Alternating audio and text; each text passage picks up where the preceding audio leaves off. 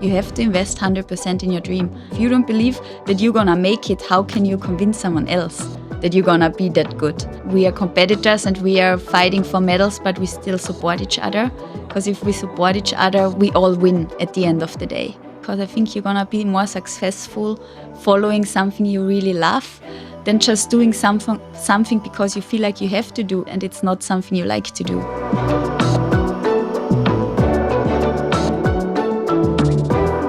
Welcome to the next episode on Banking on Success. A warm welcome here. I'm Daniel Rath, together with Elica Kavrakova, Institutional Clients. We are happy that you tune in today. Normally, we are interviewing, talking here to leaders in the region, especially business-like. Today, we do something different. I'm very happy about that we have a very prominent sports athlete here with us. A warm welcome, Anna Gasser. Yeah, thanks so much for having me. Great to have you here. We are trying a different episode today. We will not go too much into banking and financing topics, but still try to relate a little bit between banking, sports, and how you have done your also career in that respect. Just a quick introduction. You will hopefully later correct me if I get everything wrong, what you have achieved. Anna is a two-time Olympic gold medalist in big air, multiple X Games gold medalist, a two-time world big air champion, and I think very important in a skiing country as in Austria, a three-time Austrian athlete of the year. So congratulations on this one. What is important, and now you need to help me, you have done a lot of jumps, extraordinary, that women especially have not done before. I think it's the cap double cork 900. Wow, right? I'm impressed. Right. Cap triple underflip. Yes. And cap double cork 1260. Mm-hmm. I'm very impressed. Thanks so much for that introduction. I'm trying to prepare on that one. Let's probably jump to starting question. We heard that you had some other sports over summer and an injury on your shoulder. How are you doing and how are you preparing for the winter meanwhile? Yes, unfortunately I had a I call it stupid injury because it didn't happen doing my sport. It happened just on a fun vacation kind of accident, and I dislocated my shoulder surfing and have been rehabbing since that, and I'm on my way back. I should be back on snow in 3 weeks, so this is a very exciting time for me after not being able to do what I love for the summer, that I see the end of this injury and I'm excited to be back on snow hopefully soon. Good to hear that. We cross the fingers and use the chance to go a bit even further back in time. You were born in Villach but grew up in Millstatt. Mm-hmm. How was your childhood, maybe in a nutshell, and what made you actually transform from, because you've been doing gymnastics and then you started with snowboarding. What made you kind of pursue this change? And one question of curiosity, what was the role of your sister kind of in the childhood? I think I was very lucky with how I grew up. I remember my childhood as a very happy place. Really close with my family and also really close with my sister. I have a 4 years younger sister and we always pushed each other in sports. When we were younger, it was gymnastics, but also we did all kind of sports. I have to say that I even was a skier when I grew up. I think in Austria, that's something everyone learns from a very young age. And I think when you have a sibling, it's so good because you always push yourself, you always progress together and want to beat each another. And I think it's a very healthy competition because you kind of just have fun and want to beat each other. And then, I did gymnastics growing up. It was my passion. From a very young age, I always was very active. Even when I was younger, I loved the adrenaline. I jumped from high, I grew up on a lake. So I used to jump from big heights into water, and I always loved the adrenaline rush. And that translated to gymnastics a little bit, maybe in a different environment than it does now with snowboarding, because I think gymnastics is very strict. There are a lot of rules. You have a plan, and I think snowboarding is a little bit opposite than that. It's a lot about freedom in snowboarding. So when I was 14 or 15 years old, I gave up gymnastics and I looked for a different passion, and that passion brought me to snowboarding. And that's when the trend, like when I kind of did translate my gymnastics into snowboarding. You started pretty late for a professional snowboarder, huh? With 18, as far as I read in your biography. You also then moved after high school to Mammoth, and basically, I think 2012, you had your first money made on snowboarding, if I call it like this as well. What moments shaped you in that one? You had also big achievements, also big setbacks with injuries. What really drove your development up to today? Yes, I think it's pretty important to know that I really started very late, and it was like I feel like I was the only one really believing in this dream, or I think I was my biggest believer in myself at that time, because normally you cannot start a new professional sport and still make it to world elite at that age. But I had a really big belief in myself, and also I wanted to give it everything. That's why I moved to the US after high school. I was like, I want to give this dream a chance, and I knew snowboarding, especially freestyle snowboarding and action sports, is so much bigger over there. And if I want to have a chance in progressing very fast, I have to go over there. And pretty much gave myself an ultimatum. If I could progress a lot in that 1 year, and I see there's a chance, like this 1 year I give myself before going to university to kind of invest this time in myself. And thankfully it paid off. 1 year after coming back from the US, I won my first prize money. And I have to say, in snowboarding, our prize monies are not that big.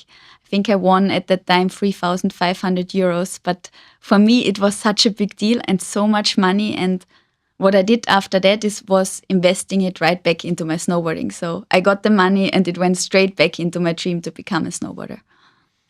Just if you allow me a follow-up, and I don't know how open you want to be, but how difficult is it to make a living out of it? You know, we all know the big sports stars with prominent soccer players and the like, which is a different league. Whenever I talk to people in smaller sports, if I really call it like this, then you see it's difficult because you need to invest a lot also in your surrounding. But I think even the big sports, like if I look at tennis and soccer, I think in the beginning you always have to invest in yourself. Like, and I've been telling that to all my friends or all people that ask me for advice when they are younger, what they should do. And I was like, you have to invest 100% in your dream. Like, it's not, if you don't believe in yourself, like that's really a thing. I think if you don't believe that you're gonna make it, how can you convince someone else that you're gonna be that good? And I always told, like, on every travel, I paid out of my own pocket, and I did that a lot. The first 4 or 5 years of my career, I really invested everything I got back into snowboarding. And I always told everyone I need to invest in myself, because that's the first step to make it, because I believe I can make it. I'm not going to tell someone else if I don't believe it. And yeah, I have to say, in sports, it is in the beginning not easy. Like in the beginning, it was, a lot of times we were struggling with money. Like especially also my parents, I have to say, I'm still thankful they supported me as much as they could, but they both work normal jobs, and like the sport I'm doing is pretty expensive. So like everything I got from them, I like appreciated so much, but we were struggling. Like my parents had to also like give up a lot for my dream too. And I like still am thankful to them that they let me try it and that they supported me in the beginning. And I don't think it started paying off till I qualified for my first Olympics. Like it was for sure 7-8 years till I was where we were really like still trying to pay for trainings and get the best possibilities, till finally the first sponsors came and the life got a little bit easier. While you were talking, I was thinking also about the following. You said, and that's a beautiful statement, that you believed in yourself. But now I guess also not only me, but also others out there will ask, but how how can I make it that I start believing in that way in myself? So how did you build this mindset? Or because you can also maybe tell me that I was born like this. I was never afraid. I was always like this. But is there any possibility, or what mindset? How did you build it? How did you build this risk appetite? Tell me more. That's a pretty hard question because I don't even know myself 100%, but I know there's for sure times where I also question myself.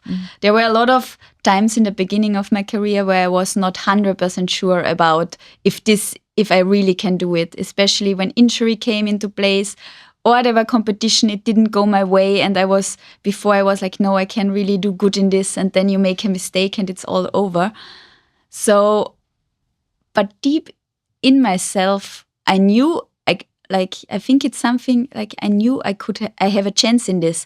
I saw what the other people were doing and I knew I also could do this. And I even thought, I think I dreamed of the bigger picture even. Like I remember when I was like, how you introduced me is that I did a lot of tricks before other women did the tricks. I always I never wanted to limit myself. And I think it's really important to not really see limitations, to like kind of think out of the box a little bit too. And then I think 2 or 3 years before I did the first double, and at that time no woman did double flips. So I was already thinking, I think I really could do a double flip without knowing that it was possible or not watching someone else do it. So then I think not thinking inside boxes and like just not giving yourself limitation makes you achieve more. That's what I really think. It seems like also really listening the inner voice. Listening to your inner voice for sure. Like my inner voice, or like I trusted myself in that. And I wouldn't trust, like I think you know it inside yourself what it's realistic to. It's not that I had a dream that other people thought were unrealistic, but for me it was realistic. And I wouldn't say that I now become a CEO of the biggest company, because like you kind of know. I think you're your own CEO, and in essence you're a role model for, I very much think, for other, not only sports ladies, but now as well for other females, and this is, I think, important to have. So I'm really grateful for what you've just said. Because it's also easy for a woman, particularly speaking about females, when you have a visible role model, and then it's easy to say, okay, maybe the way you told me just before we started the talk, you can do it. It's never too late. It is, and I have to say, I see how important role models are. They are important for me too. Like I saw that there is a chance to make a career in what I'm doing, and it's not easy in this sport, in this country. At that age, a lot of things didn't spoke for it, but I saw some other athletes that made it happen, and that gives you hope. And I think then when I started doing good in this sport in Austria, also other young girls maybe saw that it's possible, and we actually have a good scene now, even in Austria, because we're a very ski-dominant country. When I started, no one even knew what big air was, or what freestyle snowboarding was. And I think that there is a little platform now that I hope I helped create a little bit, made it that we have actually a lot of young, really young especially, which is pretty funny, women, because snowboard freestyle is still male dominated, but in Austria we have more women than male doing the sport. And then you see what power it can have to have someone in the forefront maybe that shows you that it's possible. Mm-hmm. That brings me into a topic that I witnessed when I saw the nice little movie that is made of your biography up to now, also by your sponsor that you have here. There are a lot of colleagues and pro snowboarders talk about you. Huh? I think it's Jamie Anderson who says very nice things about you, but still it's competition. So how do you divide, or how do you have the community competition? How does that work together on a tour? I think what you just said is very special about snowboarding, that we have a big community.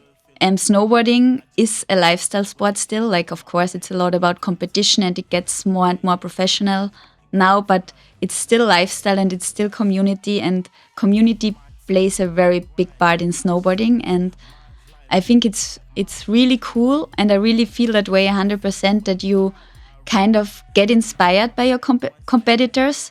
You even celebrate your competitors, because sorry to come back to that, but it's also a little bit about women in our sport again, because I feel like we didn't have that platform that many years ago. So you celebrate if a woman pushes the boundaries and pushes the sport. You celebrate that with that woman, even though she maybe is your competitor and she beats you now, but you saw what she did for the sport and what she did for she gave us even a bigger visibility and a bigger platform. So you celebrate with your competitors and you're happy that they push their boundaries. So men is different then? Men they maybe don't celebrate each other as much because they always had the platform. Mm-hmm. Like, I remember when I started snowboarding now, which is 15 years ago already, even though I started late, so now you can make the calculation. But women didn't have the same screen time, the same TV times than men. We didn't have, like, they would put women, they wouldn't let them have the same competitions. Bigger was only for men.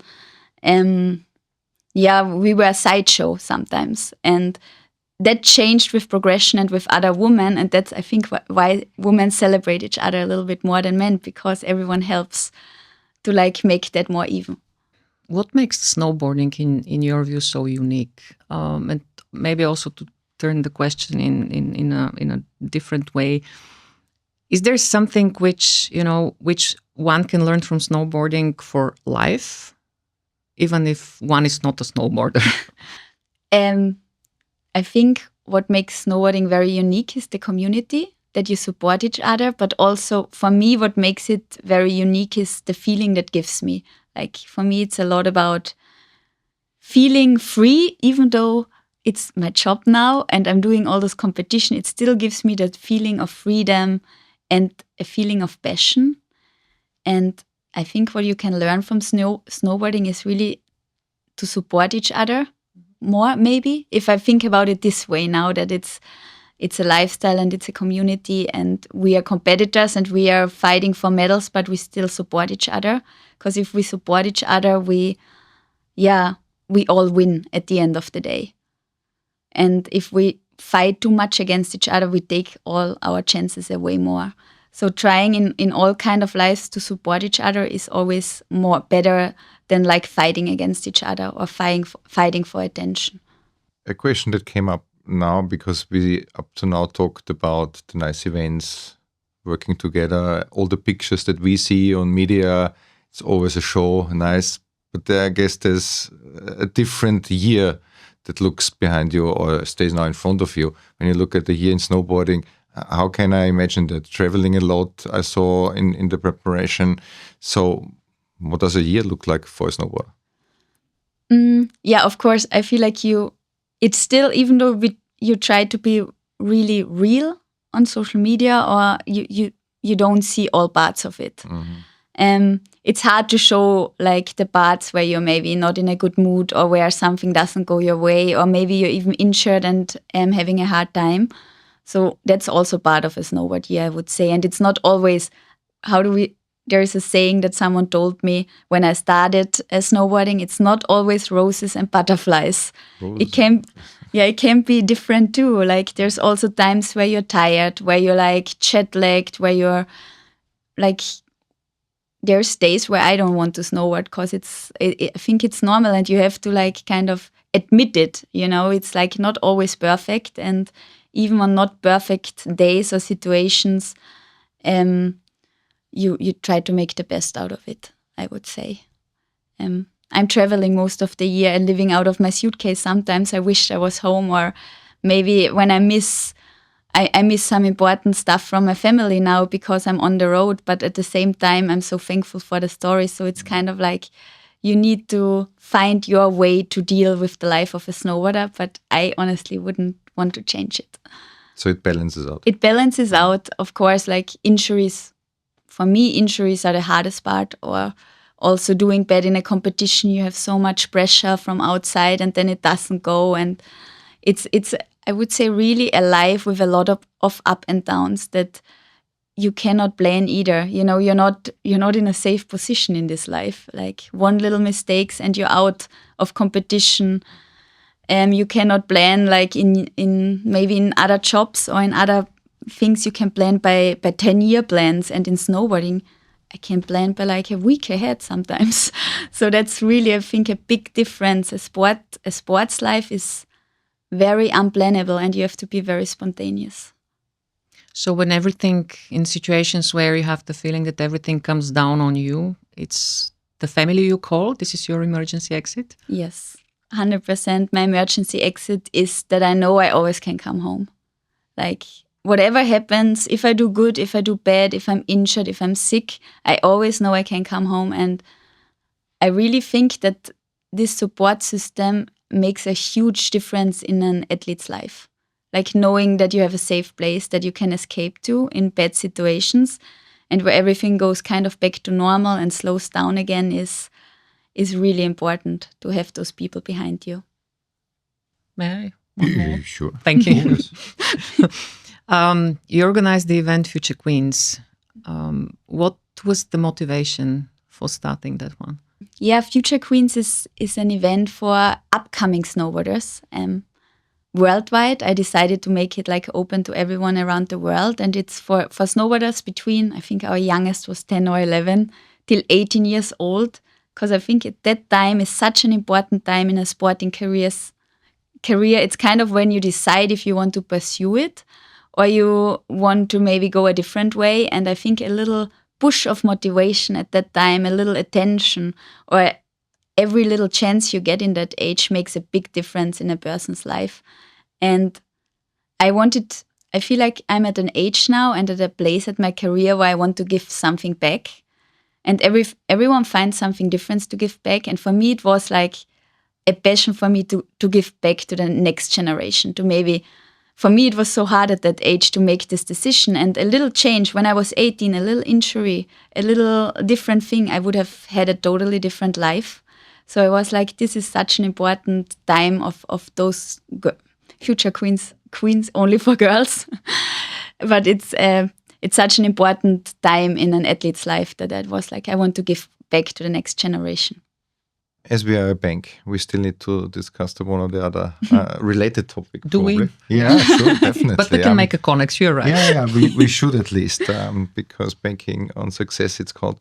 We talked about sponsorships before and apart now from money terms, but still, Red Bull, Burton, what is their kind of contribution, as well as how do you approach sponsorships and how important are the right brand there? Would you do sponsorships of other things that you like or not? How is that set up between an athlete and a sponsor?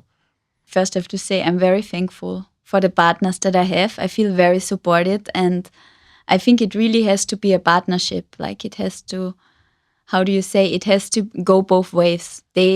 I always see a partnership that way, that you try to help the brand, but the brand tries to help you or the partner, and it should be like on a similar level. And for me, it's always good to have partners that I feel like are authentic to myself, that I want to represent. I always been really picky with that. And now looking back, I could have maybe took when I was younger different brands, but I'm very happy that I waited for the ones that I like.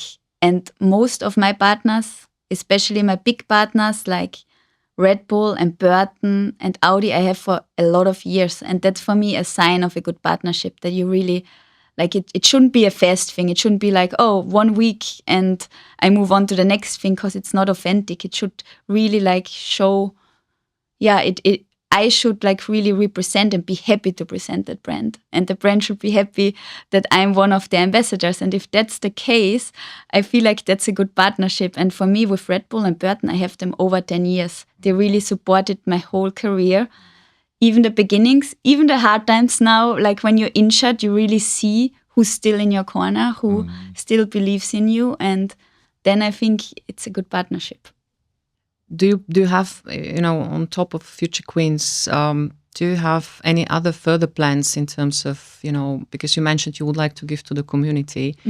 So anything else you have in mind for the future, or enough for currently? Currently, I would say, because I'm still active, it's gonna change when I retire from competitions. For sure, I wanna do more in that direction. I really see my passion in working with the younger generation and giving back, giving advice. I could see that could be a part of my future. But right now, and with the season coming, with Olympic Games coming, and a lot of competitions, it's really hard to make time for much more right now. But I said it in a lot of interviews already. This is gonna be my last year of the big competitions, like my last year of World Champs and Olympic Games. And after this year, I want to slow down, and I think it's time for different stuff then. And that's when I hope I get to do more projects like the Future Queens. This you really said you want to retire after 26. This is very early, or in the sports as well, or would be very early. No. No? No. Okay. I think our sports is a very young sport. We have a lot of... which is a good thing. I think a sport lives from competition, and it wouldn't be natural to me if I could be mid-30s and still be on the top. Okay. I think I'm very stoked, if I can say it, that word. I don't know, that's a snowboard word. But I'm very happy that my career, that I've been able to be on top of my sport for over 10 years now. That's for me maybe one of the biggest accomplishments, that I could really win contest in the last 10 years, because a sports career is very short. You really have to it's not the same than other jobs, or maybe some athletes can make it longer, but not many. You really need to make most out of the years you have, and to be able to win 2 Olympics has been maybe one of my biggest achievements, because to be on top 4 years, it's really hard. And now it's another one. So then it's 8 years of being in the, I would say, top 10 in the world, and to stay in that top 10, it's really hard, especially when a lot of young people come up behind you and they pressure you. And at the same point, I would hope for myself that the progression wouldn't be that fast. But then looking at the bigger picture, it's so good for the sport that I'm getting pushed away, that I have to fight now. If I wouldn't get pushed away now, it wouldn't be a good sign for what I'm doing.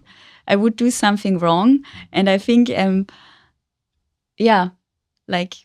almost 10 years older than my competition now. That's how fast the progression has been coming, and how much young people are coming up now. And for the sport, it's the best thing, because it's healthy. You need the young kids to come up. It shows that our sport is growing. It shows that the progression goes the right way. And you need to find the right time when you say, okay, this is the time for the next generation. I'm not gonna hold on to dear life to this thing that I was thankful enough to have for 10 plus years now. Are you aware? Sorry. No, go ahead. I'm just amazed, because it's so rare that I hear these words from, I can't even say older generation, because but obviously typical for the professional sport now. What would you like, or can you give us a message to the youngsters following you, or more general to anyone, and I'm coming back to the very beginning of our talk, who wants to pursue a dream? Oh, yeah, this sounds very cliche very pathetic, now. Yeah, but I really think it comes down to following your heart, and to also follow your dream a little bit, and follow your passion, because that's what I tell everyone. I rather have someone follow their passion than doing something they don't like, because I think you're going to be more successful following something you really love than just doing something because you feel like you have to do it, and it's not something you like to do. I really believe that. I rather have, we have so many conversations with parents, even parents telling their kids not to do snowboarding. And I feel but if your kid really wants this, and they're following their passion, they're gonna learn from this journey. If it works out or not, I don't think you lose something if you follow your passion. And that's not for snowboarding. I think that's for everything. I don't have any question anymore. Yeah, no, it's very interesting. Still, one is on my mind still that is a little bit not so much on team and sports, but on the future. We normally have here leaders with us and talk about sustainability as well, huh? And global warming, everybody sees it, everybody reads about it. What do you think is the future also in this respect of sports, anyhow, winter sports, but also snowboarding? Yeah, I feel like as a snowboarder, we see the changes that has been happening. We see how the winters have changed in the last 15 years firsthand. Actually, yesterday I was on the glacier and it's end of September and there was no snow, which was a couple years ago. At this time, I was training full time on the glacier. So I think there's for sure some solutions that we have to find, that our sport or the sport we love is not gonna like die out. But it's a hard problem to solve in general. Like I feel like everyone in the world is trying to solve it, and I'm just trying to kind of make my part to like help, maybe bring awareness, but also try to live my best life and to help reduce what can be reduced. But yeah, what the mountains can do, like they are trying already. Like I saw that they like trying to store snow different now, like on the glaciers. That really helps. But yeah, I hope maybe with innovation or like we can hopefully have a lot of longer winters and a lot of more days on snow. Yeah, let's hope so as well. As a skiing country, we definitely would need that. And snowboarding country now. And snowboarding country. Now you're making sure that this is a snowboarding country as well. Last one on you, quick personal. You said it's a hard year that you are training in. How do you personally recreate, re-energize, and get your batteries filled up for the new season? Yeah, this year it wasn't that hard to refill my batteries because I had a long break, unfortunately, because of my injury. But normally I refill them just being at home with my loved ones, I would say. That's like my best way. I don't even need to go on a vacation when I can be home for a couple of weeks in the summer and really calm down and enjoy time with my family. Anna, thank you very much for your time. Yeah, it thank was you. a pleasure, very inspiring. Thank you so much for having me. Dear audience and listeners, many thanks for tuning in Banking on Success. Please subscribe our podcast and we are looking forward to the next episode together with you. Thank you very much. Thank you.